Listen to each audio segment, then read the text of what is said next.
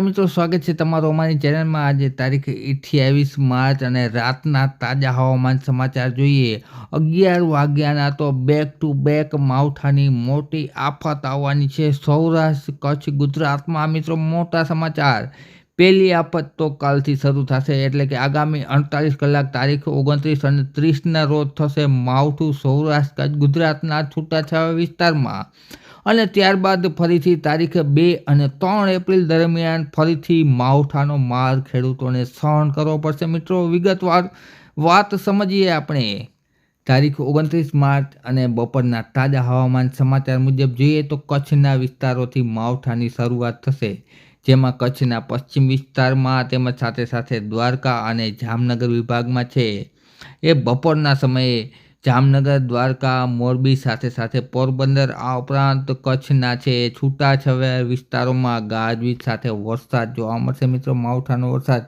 ત્યારબાદ આપણે સાંજની વાત કરીએ તો સાંજના સમયે માવઠાની તીવ્રતામાં વધારો થશે, જેમાં સૌરાષ્ટ્રના અલગ અલગ વિસ્તારોમાં જેમ કે ભાવનગર, ત્યારબાદ આપણે ડીપમાં અંદર ચર્ચા કરીએ તો બોટાદ સહિતના વિસ્તારો, જસદણ આ ઉપરાંત વિછિયા પંથક, અમરેલી સાથે સાથે વાત કરીએ દક્ષિણ સૌરાષ્ટ્રની તો દક્ષિણ સૌરાષ્ટ્રમાં પણ ગીર વિસ્તાર આ ઉપરાંત મહુવા, અમરેલી પંથકમાં, કેશોદ, જૂનાગઢ વિસ્તારમાં, વંથલી વિસ્તારમાં, સાથે સાથે વાત કરીએ તો માંગરોળ સહિતના વેરાવળ સહિતના વિસ્તારોમાં, ગોંડલમાં, ત્યારબાદ ઉપલેટા, ધોરાજી પંથકમાં પણ ગાજવીજ સાથે છૂટાછવાયા વિસ્તારમાં મિત્રો 29 તારીખના રોજ માવઠું જોવા મળશે। મિત્રો, ત્યારબાદ આપણે વાત કરીએ તો ઉત્તર ગુજરાત પણ બાકાત નહીં રહે। ઉત્તર ગુજરાતના પણ થરાદ, વાવ, પાલનપુર, મહેસાણા, રાધનપુર તેમજ અમદાવાદથી ઉત્તરમાં ગાંધીનગર સહિતના વિસ્તારોમાં ગાજવીજ સાથે માવઠું જોવા મળશે। મિત્રો, ત્યારબાદ આપણે વાત કરીએ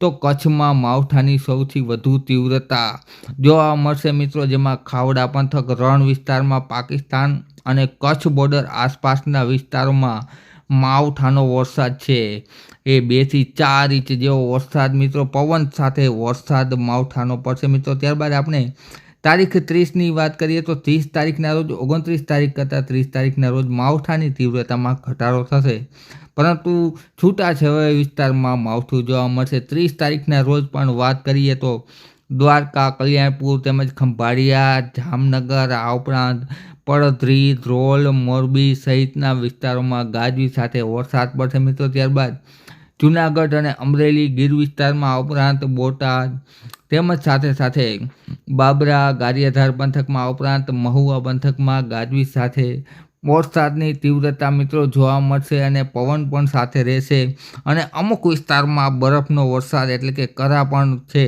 એ જોવા મળશે। મિત્રો, ત્યારબાદ આપણે 30 તારીખ બાદ જોઈએ તો ફરીથી તારીખ 3 અને 4ના રોજ માવઠું છે તમે જોઈ શકો છો પશ્ચિમી વિક્ષોભની બેક ટુ બેક અસર થવાની છે। તો આ ત્રીજું માવઠું રહેશે।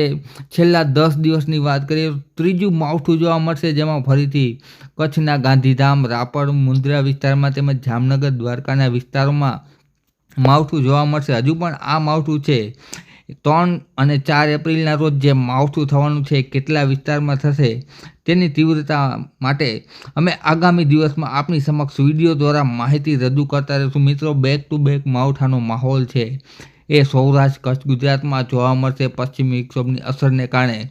ફરીથી મળીશું એક નવા વિડીયો સાથે। વિડીયો જોવા બદલ ખૂબ ખૂબ આભાર।